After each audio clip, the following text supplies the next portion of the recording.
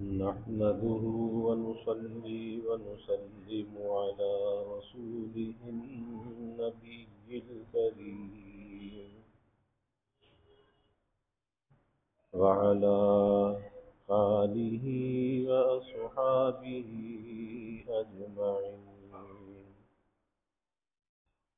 اللهم صل على سيدنا ومولانا محمد وعلى آل سيدنا ومولانا محمد وبارك وسلم صلاة وسلاما كثيرا كثيرا.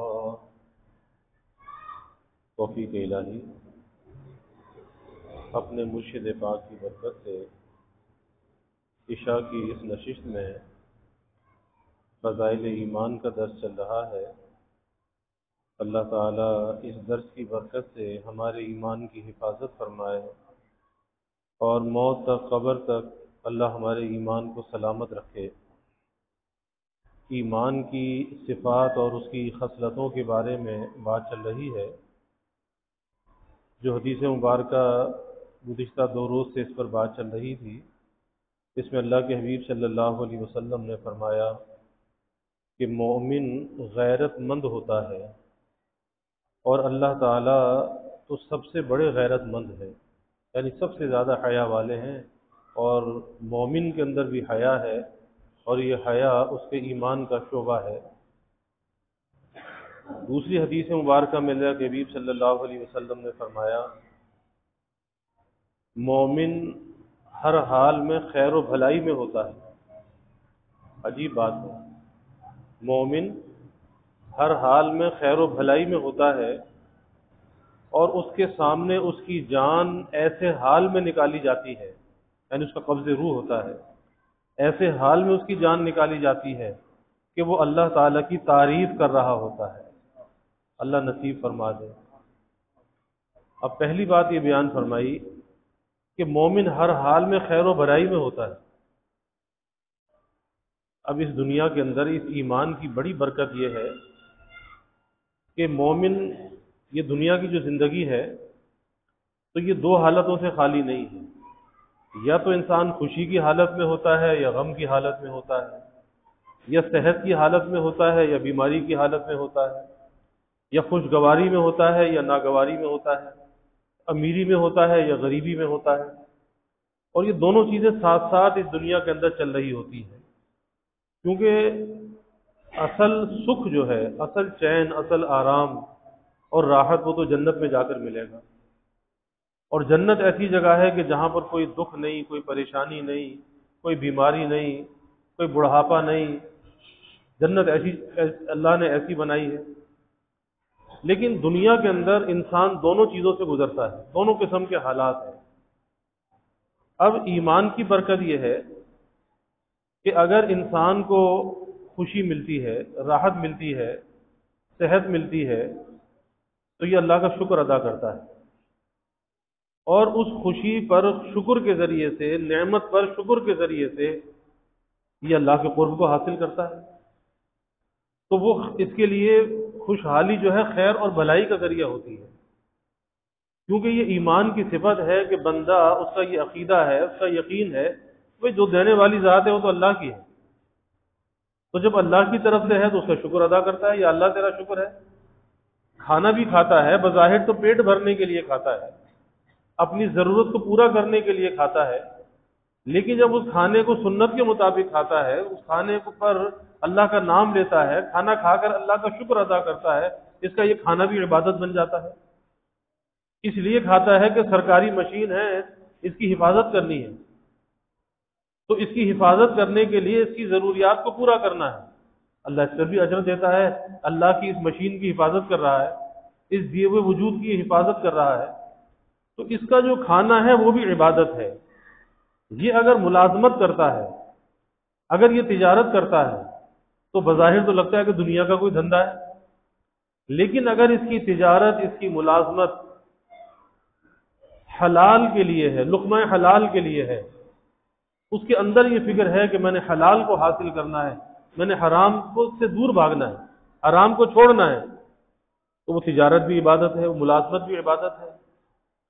بیوی بچوں کے حق کو ادا کرتا ہے، اللہ نے اسے حقوق وابستہ کیے ہیں، ماں باپ کا حق اللہ نے وابستہ کیا ہے، ان کے حقوق ادا کرتا ہے، عبادت ہے۔ یہ تو ہر حال کے اندر بھلائی میں ہے، یہ کسی حالت میں نقصان میں نہیں ہے، اس کے ایمان کی یہ برکت ہے۔ پھر اگر کوئی نقصان آ جاتا ہے، کہتا ہے جی میرے اللہ کی طرف سے ہے، یہ صبر کر لیتا ہے، یہ راضی ہو جاتا ہے، اس نقصان پر بھی اللہ کا قرب پا لیتا ہے۔ اس کے جسم میں کوئی بیماری آ جاتی ہے، یہ کہتا ہے جی اللہ کی طرف سے ہے، علاج تو کرتا ہے لیکن کوئی گلا شکوہ نہیں کرتا، کوئی جزا فضا نہیں کرتا، اللہ کی تقدیر کے خلاف، اس کی مشیت کے فیصلے کے خلاف کوئی اعتراض نہیں کرتا، اس بیماری میں بھی اللہ کا قرب پا لیتا ہے۔ کسی پیارے کا انتقال ہو جاتا ہے، کتنا بڑا نقصان ہے، کوئی پیارا دنیا سے چلا گیا، اس سے بڑا کیا نقصان ہو سکتا ہے؟ لیکن یہ اللہ کی رضا میں راضی رہتا ہے، کہتا ہے جی اللہ کی مرضی تھی، اللہ کی امانت تھی، اللہ نے اپنی امانت کو لے لیا۔ تو اتنے بڑے نقصان پر بھی یہ دل سے راضی رہتا ہے۔ تو مومن کی کیفیت یہ ہے کہ کسی حال میں یہ نفع سے خالی نہیں ہے، اس کا ہر پہلو، ہر حال نفع سے بھرپور ہے۔ تو یہ اس لیے فرمایا کہ مومن ہر حال میں خیر و بھلائی میں ہوتا ہے، اور اپنی زندگی کو ایسا ہی بنانا چاہیے، اپنی زندگی کو ایسا ہی ڈیزائن کرنا چاہیے کہ جس کے اندر خوشگواریوں پر، نعمتوں پر شکر ہو، اور کبھی اپنا استحقاق نہ ہو، اپنا حق جتلانا نہ ہو۔ یہ نہ ہو کہ جی میرا حق تھا، مجھے ملنا چاہیے۔ آج کیا دنیا کے اندر لوگ گلا شکوہ کرتے ہوئے نظر آتے ہیں، کس وجہ سے نظر آتے ہیں؟ اسی لیے گلا شکوہ کرتے ہوئے نظر آتے ہیں کہ بہت سی چیزوں پر اپنا وہ استحقاق جتلاتے ہیں، اپنا حق جتلاتے ہیں کہ جی میرا حق ہے۔ ارے بھائی تیرا حق کہاں سے؟ تیرا حق تو کچھ بھی نہیں، جو کچھ ہے اس کا فضل ہے۔ تو اس لیے اللہ سے مانگنا چاہیے، اللہ سے نعمتوں کا سوال کرنا چاہیے، لیکن دل میں استحقاق کا ایک تقاضا، ایک خیال یہ نہیں ہونا چاہیے کہ جی میرا حق تھا اور مجھے ملنا چاہیے۔ نہیں، جو ہے وہ اس کا فضل ہے، ہم اس لائق نہیں ہے ہم کسی چیز پر اپنا حق جتلا سکیں۔ جو مل جائے، جیسا مل جائے کھا لے، جو مل جائے پہن لے، جہاں سونے کی جگہ ملے سو جائے، اور پھر راضی بھی رہے۔ یہ نہیں کھا تو لیا لیکن شکوہ کے ساتھ کھایا، پہن تو لیا لیکن شکوہ کے ساتھ پہنا، نہیں نہیں نہیں، شکر کے ساتھ، شکر کے ساتھ راضی رہے، دل سے راضی رہے کہ جس حال میں مولا رکھے اس حال میں راضی رہے، اور اپنے لیے کوئی حالت تجویز نہ کرے کہ ایسا ہونا چاہیے، کیونکہ جہاں تجویز آئے گی وہاں پہ تشویش آئے گی۔ انسان کی جو تجویز ہے نا، تجویز ایسا ایسا ایسا، کچھ اپنے لیے معیار مقرر کر لینا، زندگی کے معیار، کوئی اسٹیٹس اپنا مقرر کر لینا کہ جی ایسا میرا معیار ہونا چاہیے، اور ایسا ہوگا نہیں۔ ہوگا کیا؟ وہی ہوگا جو مولا چاہے گا، وہی ہوگا۔ تو اس لیے اپنے لیے کوئی تجویز نہ ہو، تجویز کے ساتھ تشویش ہوگی، اور جب تشویش ہوگی تو دل کی جو یکسوئی ہے نا، یہ دل کی یکسوئی ختم ہو جائے گی، ہر وقت یہ غم کے اندر مبتلا رہے گا، ایک پریشانی کے اندر مبتلا رہے گا، کہتا ہے میں تو یہ چاہتا تھا یہ تو ہوا نہیں، میں تو ایسا کھانا چاہتا تھا وہ تو ملا نہیں، میں تو ایسا پہننا چاہتا تھا وہ تو ملا نہیں، میں تو ایسا مکان چاہتا تھا وہ تو ملا نہیں، ایسی اولاد چاہتا تھا، سوچتا چلا جائے۔ تو جہاں جہاں تجویز آئے گی وہاں وہاں پریشانی آئے گی، وہاں وہاں تشویش آئے گی۔ راستہ کیا ہے؟ راستہ تفویض ہے، تفویض ہے، اللہ کو سونپنا ہے، اور جو وہاں سے مل جائے اس پہ راضی رہے۔ ارے بھائی روکھی سوکھی مل جائے تو راضی رہے، تازہ کھلا دے تو راضی رہے، جس حال میں رکھے راضی رہے، نیا مل جائے تو راضی رہے، پرانا مل جائے تو راضی رہے، جو مل جائے راضی رہے۔ گلا شکوہ زندگی کے اندر نہیں ہونا چاہیے، اور کوئی معیار اپنے لیے مقرر نہیں کرنا چاہیے، زندگی پریشانیوں کا شکار ہو جائے گی۔ زندگی میں خوشی لانے کا راستہ یہی ہے، طریقہ یہی ہے کہ قناعت کو اختیار کرے، تفویض کو اختیار کرے، اللہ پر بھروسہ کرے، لوگوں سے اپنی امید کو قطع کر لے، اپنی تجویز کو فنا کر دے، بس زندگی میں خوشحالی آ جائے گی، خوشی آئے گی، ہر وقت ہر حال میں روکھی سوکھی کھا کر بھی خوش رہے گا، پیبند والا کپڑا پہن کر بھی خوش رہے گا، اس کے اندر بھی اپنے کو بادشاہ سمجھے گا، کیونکہ دل کے اندر ایک غنا ہوگا، غنا قلبی اللہ اسے عطا کر دے گا، پھر یہ دل سے بادشاہ ہوگا، چاہے ظاہری حالت اس کی فقیروں جیسی ہوگی لیکن دل اس کا بادشاہوں والا ہوگا، تو ہر حال کے اندر اللہ کی رضا میں راضی رہے۔ تو اللہ کے حبیب صلی اللہ علیہ وسلم نے عجیب بات فرمائی کہ مومن ہر حال میں خیر و بلائی میں ہوتا ہے، یعنی اللہ نے اسے ایمان کی دولت ایسی عطا فرمائی ہے کہ کسی حال میں یہ نقصان کے اندر نہیں ہے، ہر حال میں یہ فائدے میں ہے۔ کتنا یہ فائدے میں ہے؟ حدیث میں آتا ہے کہ اپنی کوئی چیز رکھی، اور ایسا ہوتا ہے کوئی چیز رکھی رکھ کر بھول گیا، اب پریشان ہو رہا ہے جی کہاں گئی کدھر گئی، اب ڈھونڈ رہا ہے، ادھر ڈھونڈ رہا ہے ادھر ڈھونڈ رہا ہے، وہ چیز نہیں مل رہی، اس پریشانی پر بھی اللہ اسے اجر عطا فرما رہا ہے۔ اسے کوئی کانٹا چبھ گیا، اس کانٹا چبھنے کی کوئی تکلیف اسے ہو گئی، اس کانٹا چبھنے کی تکلیف پر بھی اللہ اسے اجر عطا فرما رہا ہے، اسے نیکی عطا فرما رہا ہے، کہیں پر اللہ اس کے گناہوں کو مٹا رہا ہے، کہیں پر اللہ اس کے درجات کو بلند کر رہا ہے۔ تو کوئی بیماری، کوئی پریشانی اس کے لیے کفارہ سیئات بن جاتی ہے، اور کوئی پریشانی، کوئی بیماری اس کے لیے رفع درجات کا ذریعہ بن جاتی ہے۔ تو یہ خسارے میں کہاں؟ یہ تو خسارے میں نہیں ہے۔ جس کے پاس ایمان ہے، ارے ایمان والے بندے کو کبھی پریشان نہیں ہونا چاہیے، ایمان کی دولت ہو اور وہ پریشان ہو، اتنی بڑی دولت اللہ نے دی۔ حکیم الامت حضرت تھانوی رحمۃ اللہ علیہ فرماتے تھے کہ اللہ نے ایمان کی دولت اتنی بڑی دولت دی ہے، کوئی اگر یہ کہے آ کر کہ بھئی 1 ارب روپیہ دیتا ہوں ایمان چھوڑ دو، آدمی اس 1 ارب کو لات مار دے گا لیکن اپنے ایمان کو نہیں چھوڑے گا۔ اللہ نے ایمان کی وہ دولت عطا کی، تو پھر یہ غریب کہاں سے؟ یہ تو غریب نہیں ہے، اس سے بڑھ کر تو دولت مند کوئی نہیں ہے۔ اتنی بڑی دولت اللہ نے عطا فرما دی کہ کوئی 1 ارب کیا ساری دنیا کا مال و دولت اس کی قیمت نہیں ہو سکتا، اور پھر اس کی قیمت ادا کون کر سکتا ہے؟ یہ جو اس کو ایمان کی دولت ملی ہے، اس کی قیمت کون ادا کر سکتا ہے؟ ساری دنیا کے بادشاہ مل کر بھی اس کی قیمت ادا نہیں کر سکتے، لیکن اس کی قیمت اس کا رب جو ہے وہ ادا کر سکتا ہے۔ وہ دینے والا جو رب ہے نا، جس نے یہ ایمان دیا ہے، پھر وہی اس کا خریدار بن جاتا ہے، دیا بھی اسی نے ہے اور خریدار بھی وہ بن جاتا ہے۔ اللہ کہتا ہے ان اللہ اشتری من المؤمنین انفسهم واموالهم بان لهم الجنہ، اور جان بھی دی اس کی ہے، مال بھی دیا ہوا اس کا ہے، پھر کہتا ہے جی میں خریدار ہوں کہ میں نے ان کی جانوں کو، ان کے مالوں کو خرید لیا ہے۔ کس چیز کے بدلے خرید لیا ہے؟ کس چیز کے بدلے؟ انسان اگر تصور کرے تو طبیعت اندر سے باغ باغ ہو جاتی ہے کہ نہ جان ہماری تھی نہ مال ہمارا تھا، اور اللہ کہتا ہے میں نے خرید لیا ہے۔ کس چیز کے بدلے خرید لیا ہے؟ ارے کوئی کروڑوں اربوں خربوں روپیہ بھی خرچ کرے، وہ چیز پیسے سے نہیں مل سکتی۔ جس چیز کو اللہ نے خرید لیا ہے، ہماری جانوں اور مالوں کے بدلے، وہ جنت کے بدلے خرید لیا ہے۔ اور وہ جنت کیسی جنت ہے کہ جہاں پر دکھ کا، تکلیف کا، پریشانی کا نام و نشان بھی نہیں ہے۔ اس لیے دنیا کی کوئی چھوٹی موٹی تکلیف آ جاتی ہے نا، کوئی پریشانی آ جاتی ہے، کوئی نقصان آ جاتا ہے، کوئی بیماری آ جاتی ہے، تو پریشان نہیں ہونا چاہیے، پریشان نہیں ہونا چاہیے، نظر اس کے اجر پر ہونی چاہیے، اور دل سے راضی رہنا چاہیے، دل سے راضی کہ بھئی وقتی تکلیف ہے نا، گزر جائے گی، روکھی سوکھی کھا کے بھی گزر جائے گی، مرغ مسلم کھا کے بھی گزر جائے گی، سوچ رہی ہے کہ وہاں کیا ہوگا، یہاں ایسے رہے کہ ویسے رہے، دیکھنا یہ ہے کہ وہاں کیسے رہے۔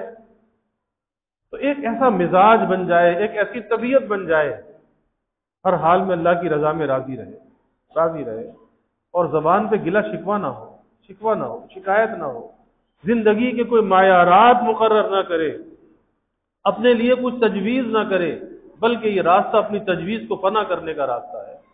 اور جب تک آدمی اس راستے میں اپنی تجویز کو فنا نہیں کرتا، اس وقت تک اللہ کی نظر کرم متوجہ نہیں ہوتی، کیونکہ تجویز کا بت اندر لیے ہوئے ہے نا۔ اللہ کچھ چاہتا ہے اور یہ کچھ چاہتا ہے۔ غلام تو وہی ہے جو اپنے آپ کو اپنے آقا کے سپرد کر دے، ایک اللہ والے کہتے ہیں کہ مجھے ایک غلام سے بڑی نصیحت حاصل ہوئی کہ ایک غلام کو خریدا. پوچھا کہ بھائی تیرا نام کیا ہے؟ اس نے کہا جی اب تک تو جو بھی نام تھا، جس نام سے آپ پکاریں گے اب تو آپ کا غلام ہوں، تو جس نام سے آپ پکاریں گے میرا وہی نام ہے.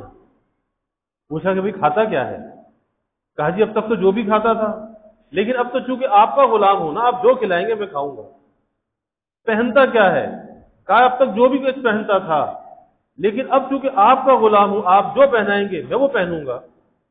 فرماتے ہیں کہ مجھے بڑی نصیحت حاصل ہوئی کہ ایک غلام ہو کر اس کی یہ کیفیت کہ وہ ہر حال میں اپنی آقا کی تجویز پر راضی ہے، اس کی کوئی تجویز نہیں ہے، اپنی کوئی رائے نہیں ہے، اپنی کو پسند نہیں ہے. تو یہی حال بندے کا اپنے رب کے ساتھ ہونا چاہیے. اس کی کوئی تجویز نہ ہو، اس کی کوئی رائے نہ ہو، بس اپنی تجویز کو، اپنی رائے کو فنا کر دے، اس رب کی تجویز میں ضم کر دے، پھر زندگی میں خوشی خوشی آتی چلی جاتی ہے، گلا شکوہ اندر کا کم ہوتا چلا جاتا ہے. تو مومن کسی حال میں وہی خسارے میں نہیں ہے، کیونکہ اس کا خریدار اللہ ہے، خریدار اللہ ہے. ایک بات کتابوں میں لکھی ہے کہ کسی آدمی کے پاس اگر ہیرا ہو، ڈائمنڈ ہو، اور وہ ڈائمنڈ کو بیچنا چاہے تو اسے کہاں جانا چاہیے؟ ظاہر ہے ڈائمنڈ کو اگر اسے بیچنا ہے تو ڈائمنڈ کسی بنگیوں کے محلے میں نہیں بکا کرتا.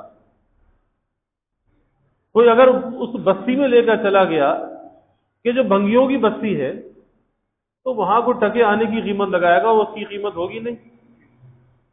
اسے بادشاہ کے محل کا رخ کرنا چاہیے، بادشاہ کے محل کا، کیونکہ اس کی جو قیمت دے سکتا ہے وہ بادشاہ دے سکتا ہے، اس کی قیمت بھنگیوں کے محلے میں نہیں ملا کرتی.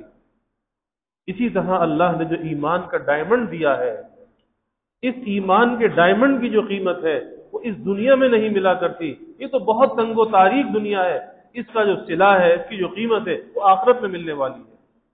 تو یہاں تو توقع بھی نہیں رکھنی چاہیے کہ یہاں کچھ ملے، اور جو مل جائے سمجھے کہ حیثیت سے بڑھ کے مل گیا، حیثیت سے بڑھ کے مل گیا. شکر کرے یا اللہ تیرا شکر ہے، جو کچھ تو نے دیا، جس حال میں تو نے رکھا، یا اللہ تیرا شکر ہے.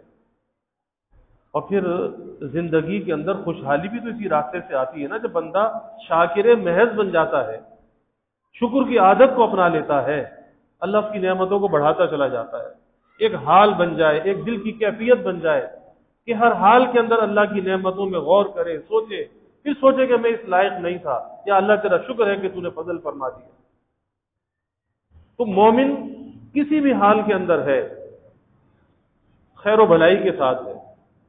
تو یہ تصور اپنے ذہنوں سے نکالنا چاہیے. تنگی کا رونا، پریشانی کا رونا، بیماری کا رونا، مہنگائی کا رونا. ایک واقعہ کتابوں میں آتا ہے نا کہ دہلی میں ایک طالب علم تھے،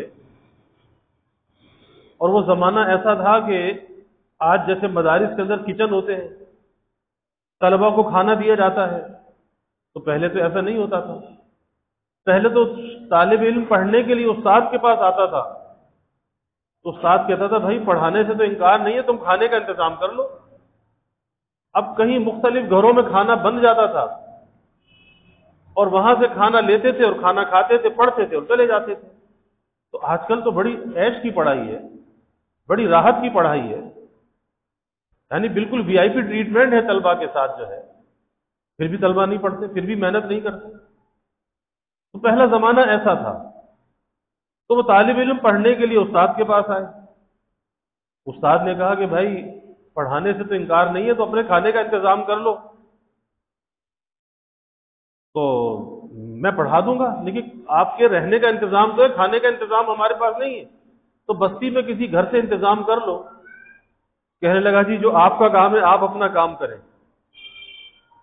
جو آپ کا کام ہے پڑھانا، آپ مجھے پڑھائیں، آپ کھانے کی فکر کو چھوڑیں. اگر اللہ نے مجھے زندہ رکھنا ہے، اب اس کا یقین دیکھیں کیسا ہے. اللہ نے اگر مجھے زندہ رکھنا ہے، اللہ وہ کھانا بھی دے گا، اور اگر زندہ نہیں رکھنا اپنی جان واپس لے لے گا. آپ کو اس سے کیا لینا دینا، آپ تو مجھے پڑھائیں. استاد نے دیکھا کہ واقعی یہ تو بڑے یقین والا بچہ ہے. تو کوئی شخص استاد کے پاس بیٹھا تھا، اس نے دیکھا کہ ارے یہ تو اتنا یقین والا ہے، اس کا اللہ پر اتنا بھروسہ اور یقین ہے، اتنا توکل ہے. اس نے کہا جی اس کا کھانا میری طرف سے، آپ میرے گھر سے کھانا آ کر لے جایا کریں. اس نے کہا لینے نہیں آؤں گا، کھلانا ہے تو یہاں پہنچایا جائے کریں. اگر کھلانا ہے تو یہاں پہنچایا جائے. اس نے کہا جی بہت اچھا، میں یہاں پہنچا کر جاؤں گا. تو جتنے دن پڑھتا رہا اتنے دن کھانا اسے وہاں پہنچتا رہا. تو اللہ پر کوئی بھروسہ تو کر کے دیکھے.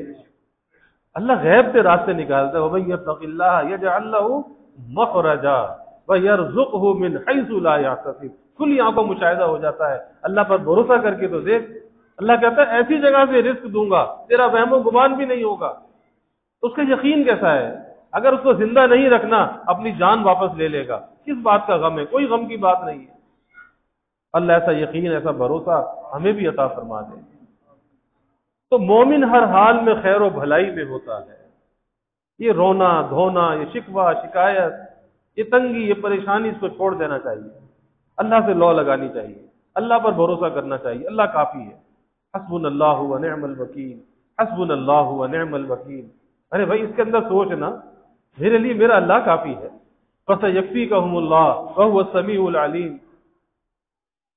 اللہ اکبر. مومن ہر حال میں خیر و بھلائی میں ہوتا ہے، اور اس کے سامنے اس کی جان ایسی حال میں نکالی جاتی ہے کہ وہ اللہ تعالیٰ کی تعریف کر رہا ہوتا ہے. اور یہ موت کا وقت بڑا نازک وقت ہوتا ہے، قبض روح کا وقت بڑا نازک وقت ہوتا ہے کہ شیطان مناظرہ کرنے کے لیے آتا ہے. موت کے وقت ہر ایک سے مناظرہ کرنے کے لیے آتا ہے، اور شیطان کی یہ کوشش ہوتی ہے کہ یہ اپنا ایمان بچا کر اپنی قبر تک سلامت نہ لے جائے. وہ اس کو دھوکہ دینا چاہتا ہے، وہ اللہ تعالیٰ سے اسے بدگمان کرنا چاہتا ہے. اب یہاں پر یہ جو نازک مرحلہ آسان کس طرح سے ہو کہ اللہ کی محبت اپنے دل کے اندر پیدا کرے، اللہ کے ذکر کو اختیار کرے، کثرت ذکر کی عادت کو اپنائے. اللہ کا چلتے پھرتے اٹھتے بیٹھتے اللہ کا نام زبان پہ ہونا چاہیے، اور اللہ کی محبت دل کے اندر ہونی چاہیے. اللہ کا نام لینے سے بھی اللہ کی محبت دل میں آتی ہے. یہ اللہ کا نام اللہ کی محبت کے لیے لے، کسی دنیا کے لیے وظیفہ نہ پڑھے، کسی مال و دولت کے لیے، کسی رشتے کے لیے، کسی نوکری کے لیے. ارے اللہ کا نام اللہ کے لیے لے، اللہ کو راضی کرنے کے لیے لے. اور دوسری وہی بات جو پہلے میں نے عرض کی، اللہ کی نعمتوں پہ شکر بھی ادا کرے. شکر ادا کرے، ایک ایک چیز کے اندر غور کرے، اللہ کا کتنا شکر ہے، اللہ کا کتنا احسان ہے. ایک مرتبہ ایک اللہ والے تھے، ان کے ساتھ بیٹھ کے دسترخوان پہ کھانا کھا رہے تھے. میں نے عجیب کیفیت دیکھی. ایک ایک لقمے کے ساتھ ان کی زبان سے نکل رہا تھا، زبان سے کا دل سے نکل رہا تھا، یا اللہ تیرا شکر ہے، یا اللہ تیرا شکر ہے. کھانا بھی کھاتے جاتے، کہتے بھی جاتے یا اللہ تیرا شکر ہے. اب کہ کھانا کھا کے شکر ادا کرو، ارے وہ ہر لقمے پہ اللہ کا شکر ادا کر رہے ہیں. اب اس کھانے کی انہیں کیا لذت آتی ہوگی، کیا مزہ آتا ہوگا ایک ایک لقمے پر. اور اللہ کی نعمت کی کتنی قدردانی، کتنا استحضار ہے کہ ایک ایک لقمے کو قدردانی سے کھا رہے ہیں، یا اللہ تیرا شکر ہے، یا اللہ تیرا شکر ہے. اور حقیقت بھی یہی ہے، اللہ کتنی عزت سے کھلا دیتا ہے، دسترخوان پہ بٹھا کے کھلا دیتا ہے. انواع و اقسام کی نعمتیں ہمارے سامنے آ جاتی ہیں. ورنہ انسان دیکھے دنیا میں کتنے لوگ ایسے ہیں، لاکھوں کروڑوں لوگ ایسے ہیں کہ جنہیں 2 وقت پیٹ بھر کے کھانا نہیں ملتا. کتنے ہیں جو فاقے کے ساتھ رہتے ہیں، کتنے ہیں جنہیں سر کے اوپر صاحبان نصیب نہیں ہے، فٹ پاتھوں پہ سوتے ہیں، پارکوں میں سوتے ہیں. اس لیے آتا ہے نا، دنیا کے معاملے میں اپنے سے نیچے والوں کو دیکھو. کبھی نعمتیں میسر آ جائیں تو کبھی اترانا پن کا شکار نہ ہو جاؤ. کبھی نعمتوں کا اپنے کو مستحق نہ سمجھو، ڈرتے رہو، لرزتے رہو کہ اگر کوئی نعمت کی ناقدری ہوئی، اللہ نہ کرے کہ نعمت میں زوال آ جائے. تو اللہ کی محبت کو بڑھانا چاہیے، اللہ تعالیٰ کی ملاقات کے شوق کو دل کے اندر پیدا کرنا چاہیے کہ یہ دنیا ایک ایسا راستہ ہے، دنیا ایک گزرگاہ ہے کہ اس دنیا سے گزر کے ہم نے اللہ سے ملاقات کرنی ہے. اور وہ ملاقات 2 حالتوں میں ہوتی ہے، یا تو فرما بردار بن کے ہوتی ہے، یا نافرمانی کے ساتھ ہوتی ہے. تو زندگی اگر فرما برداری کے ساتھ ہے، اطاعت کے ساتھ ہے، اللہ کا بن کر ہے، اللہ کے ذکر کے ساتھ ہے، اللہ سے ملاقات ایسی ہوگی جیسے 2 دوستوں کی ملاقات ہوتی ہے. 2 دوستوں کی ملاقات ہوتی ہے. تو زندگی ایسی گزارنی چاہیے کہ اللہ سے ملاقات کا شوق دل کے اندر بڑھتا رہے.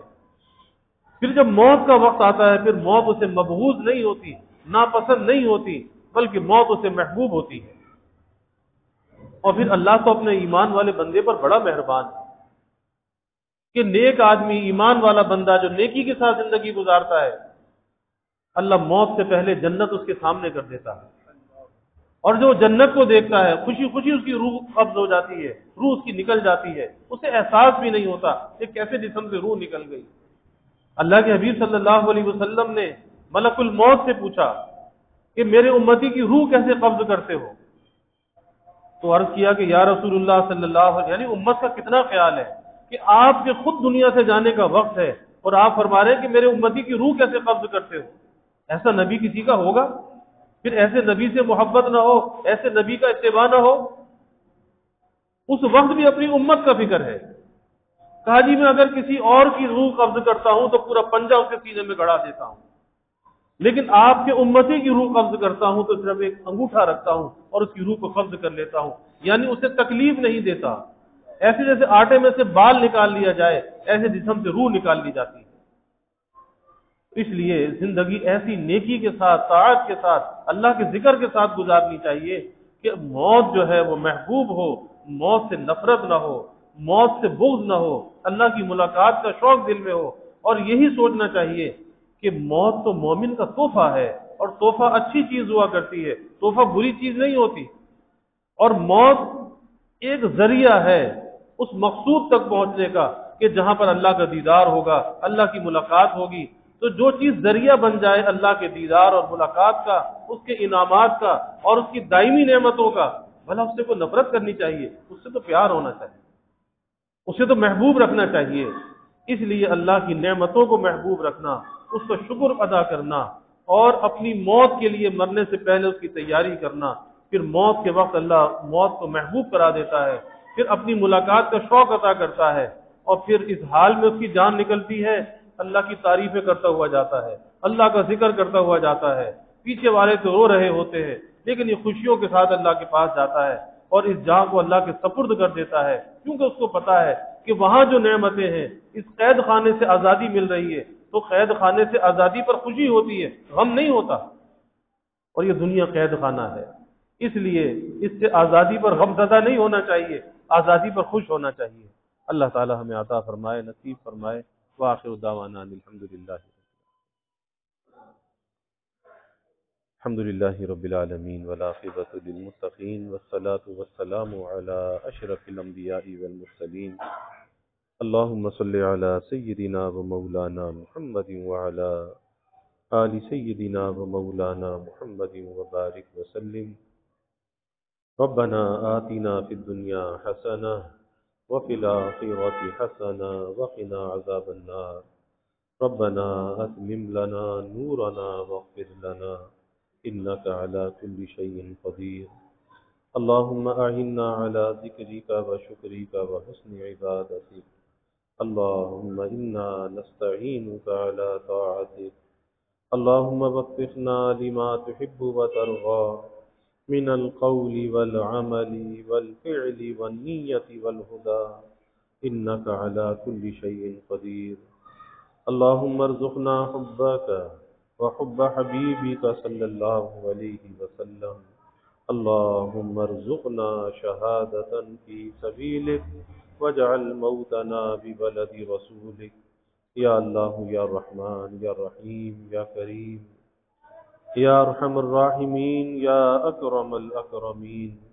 یا اللہ ہمارے گناہوں کو معاف فرما، یا اللہ ہماری خطایا سے درگزر فرما، یا اللہ اپنی محبت معرفت عطا فرما، اپنی رضا والی زندگی یا اللہ نصیب فرما، رضا والے کاموں کی یا اللہ توفیق عطا فرما، اپنی مرضیات پہ چلنا آسان فرما، نامرضیات سے ہماری حفاظت فرما، یا اللہ اپنی محبت معرفت ہمارے دلوں میں پیدا فرما، یا اللہ کثرت ذکر کا ہمیں عادی بنا، لسان ذاکر عطا فرما، قلب شاکر عطا فرما، بدن صابر عطا فرما، اپنی رضا میں یا اللہ راضی رہنے والا بنا، اپنی تجویز کو یا اللہ فنا کرنے والا بنا، یا اللہ تفویض کو اختیار کرنے والا بنا، یا اللہ توکل ہمارے اندر پیدا فرما، قناعت یا اللہ ہمیں عطا فرما، یا اللہ جو بھی آپ نے ہمارے حق میں مقسوم فرمایا، اے اللہ دل سے اس پر راضی رہنے والا بنا، یا اللہ ذرے ذرے کی قدردانی نصیب فرما،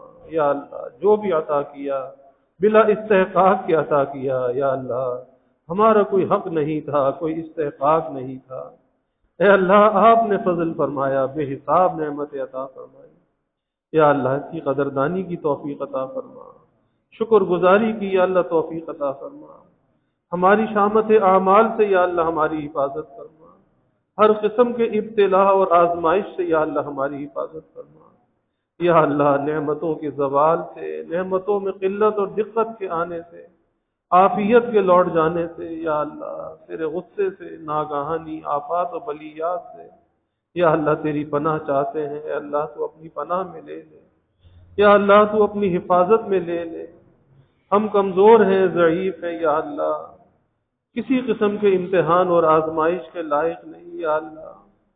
یا اللہ محتاج ہے، سائل ہے، بھکاری ہے۔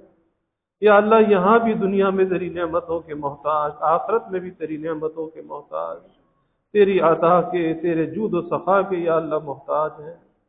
یا اللہ یہاں بھی نعمت عطا فرما، وہاں بھی نعمت عطا فرما۔ جو نعمت عطا فرمائی یا اللہ اس میں افزونی فرما، برکت عطا فرما۔ یا اللہ تو ہم سے راضی ہو جا، رضا والے کاموں کی توفیق عطا فرما، اچھے اخلاق کا ہمیں حامل بنا، اچھے کردار کا حامل بنا۔ شکوہ شکایت سے، ناشکری سے، بے صبری سے یا اللہ ہماری حفاظت فرما۔